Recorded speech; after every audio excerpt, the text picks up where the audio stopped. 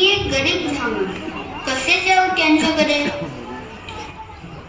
मैत्रीमध्ये श्रीमंती गरिबी नसते.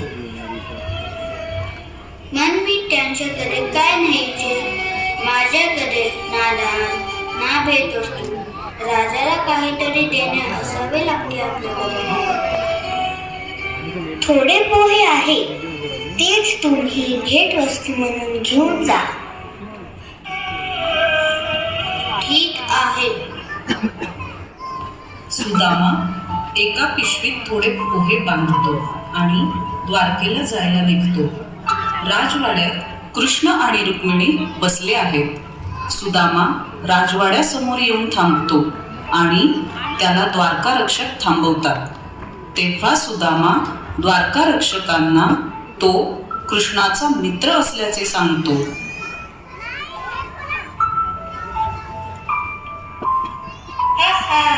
गरीब ब्राह्मण असा मित्र राजा श्रीकृष्णाला कसा असू शकतो?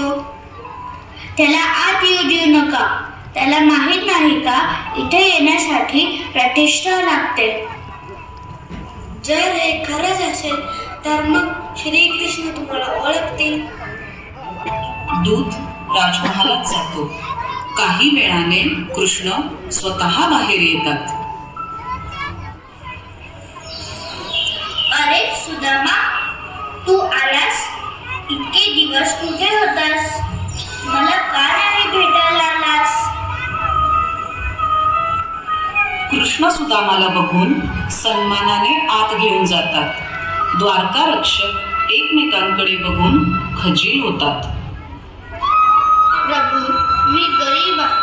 तुमच्या समोर येण्याची हिंमतच होत नव्हती. हा सुदामा, आपली मैत्री अशा गोष्टीवर अवलंबून नाही. माझ्यासाठी तूच खरा मित्र आहेस. ह्यात काय आहे? तुमच्यासाठी थोडे पोहे आणले आहे.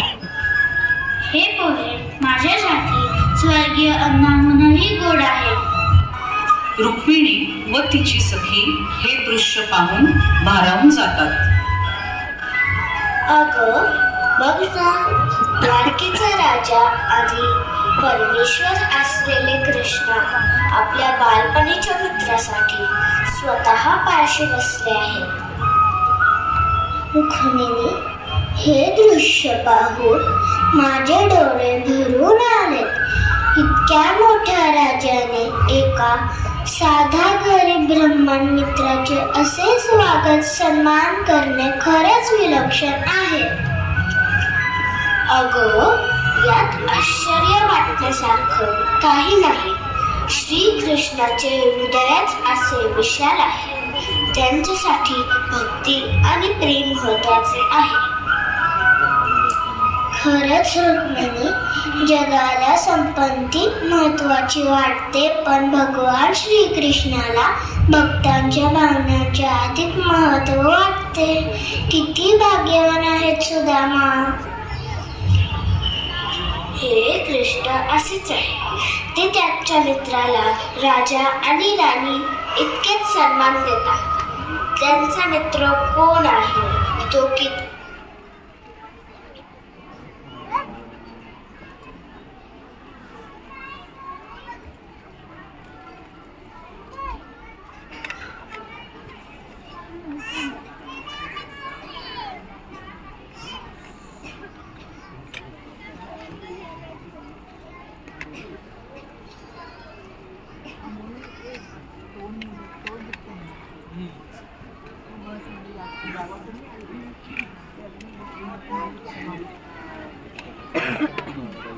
कृष्ण स्वतः बाहेर येतात.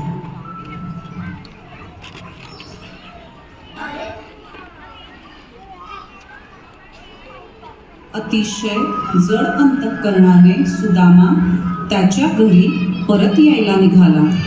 सुदामाचे घर आता भव्य महालात बदललेले असते. घरात संपत्ती धनधान्य असते. हे बघून सुदामा आश्चर्यचकित होतो. ही काय झाले? माझे घर महालात कसे बदलले? हे सर्व कसं शक्य झाले? कृष्णांची कृपा, त्यांनीच आपले दुःख दूर केले. सुदामा आणि कृष्ण कथा आपल्याला शिकवते की सच्च्या मैत्रीत प्रेम, विश्वास आणि निष्ठा महत्वाची आहे. श्रीमंती किंवा गरिबी याला स्थान नाही.